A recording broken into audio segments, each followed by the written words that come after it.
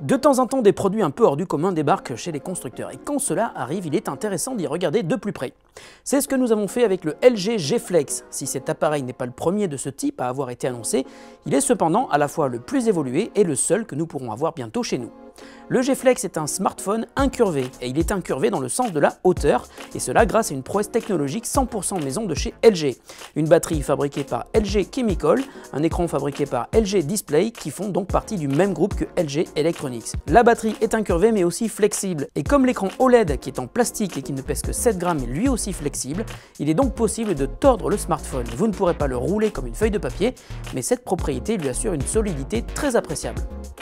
Le résultat, un phablette de 6 pouces qui se révèle plus petit et plus léger que ses concurrents, avec cerise sur le gâteau, une batterie de 3500 mAh, un record dans le genre.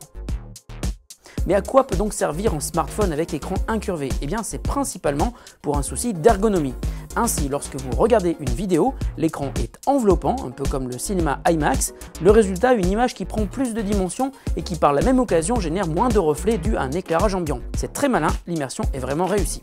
Deuxième avantage de cet écran incurvé, quand vous parlez au téléphone, le micro se retrouve plus près de votre bouche. LG annonce d'ailleurs 3 décibels de gagné avec le micro du G Flex. Techniquement, le G Flex ressemble beaucoup au G2, le haut de gamme de la marque, avec un processeur Snapdragon 800 à 2,26 GHz, 32 Go de ROM, 2 Go de RAM, le même capteur photo de 13 mégapixels, les mêmes boutons d'accès à l'arrière et la même fonctionnalité Knock-on qui permet d'allumer l'écran en tapotant dessus. Seule sa résolution fait moins bien que le G2 avec seulement 720p.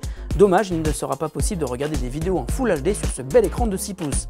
Notons enfin un revêtement arrière qui est censé s'auto-réparer après avoir reçu des griffures ou des frottements qui, sur un autre smartphone, resteraient ad vitam aeternam. Finalement, c'est cette très bonne idée qu'on aurait aimé avoir sur le G2. Le LG G Flex a fait l'actu cette semaine puisqu'il a été le seul smartphone évoqué lors de la conférence Hello de Orange. En effet, l'opérateur historique sera le premier à proposer le G Flex sur le territoire français. Ce sera pour février avec un mois d'exclusivité et pour un prix pas encore déterminé. LG a d'ailleurs inclus ce partenariat dans son communiqué de presse global annonçant le lancement du G Flex en Corée du Sud où il sera vendu l'équivalent de 799 $. C'est cher mais tout à fait dans la moyenne des phablettes de 6 pouces.